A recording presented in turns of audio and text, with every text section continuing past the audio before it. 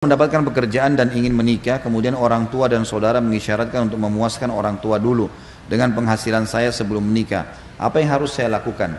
Tentu kembali kepada menikah, ya. Menikah. Masalah memuaskan orang tua semampunya. Kalau ada ada kelebihan dana, segala lakukan. Kalau tidak ya sudah, gitu kan? Jadi bukan berarti kalau punya gaji sekarang 2 juta misalnya, maka orang tua saya harus kasih dulu semua sampai mereka puas. Tolok ukur puas ini kapan? Ya, sampai kapan, ya, itu. Dan seberapa besar yang harus saya berikan. Posisi orang tua juga harus paham, ya.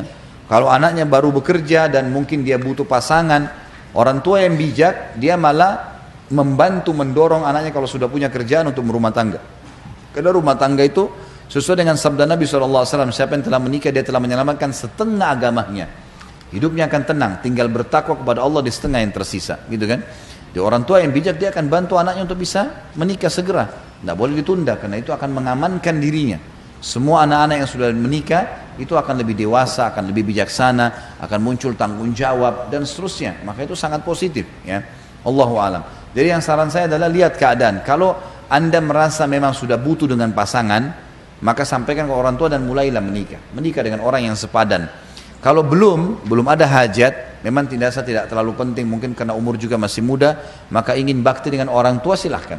Dan setelah menikah pun masih bisa berbakti. Dari gaji itu disisipin untuk kebutuhan orang tua bisa. Tidak harus semua, gitu kan? Allahu a'lam.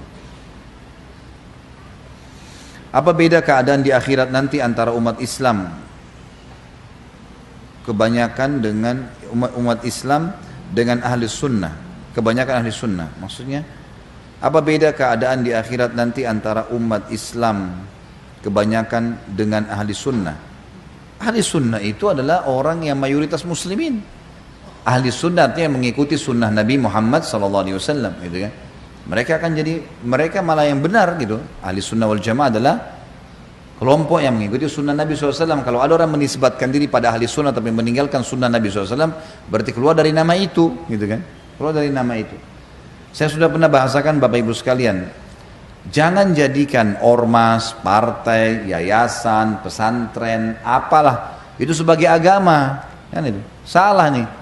NU, Muhammadiyah, Al-Irsyad atau apa saja itu adalah kendaraan kita, kendaraan menuju ke satu tujuan yang sama, surga, mengejar itu. Cuma yang satu pakai Toyota, yang satu pakai Hyundai, yang satu pakai Nissan dan seterusnya, gitu kan? Jangan jadikan kendaraan ini hal yang malah jadi target utama sehingga jor-joran, enggak, gitu kan? Selama sesuatu perbuatan memiliki dalil dan berikhtilaf para ulama di dalam masalah furu'iyah, cabang, kunut enggak kunut nih subuh, basmalah dikerasin atau tidak, sesuatu yang masing-masing masih punya dalil, batal wudu kalau nyentuh syahwat atau tidak syahwat, ini semua hal khilafiyah. Dihormatin pendapat masing-masing dari 4 ulama itu.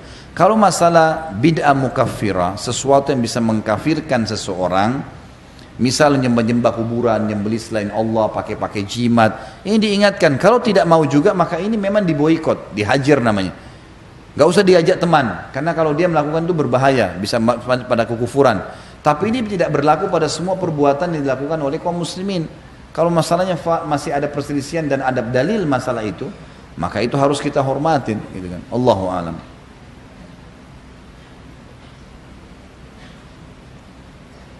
Saya mempunyai adik yang ikut aliran sesat, Gafatar, kurang lebih 3 tahun.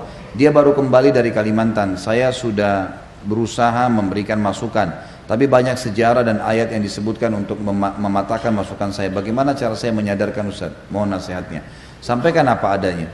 Nabi Muhammad SAW, ya, disampaikan oleh Allah SWT dalam Al-Quran, ma'alaika illal balak, tugasmu hanya menyampaikan, hai Muhammad, tidak lebih daripada itu. Maka tugas kita menyampaikan. Masalah dia terima tidak terima bukan lagi di tangan kita nggak bisa buat apa-apa. Maka semestinya memang sudah seperti itu, kita harus hanya menyampaikan.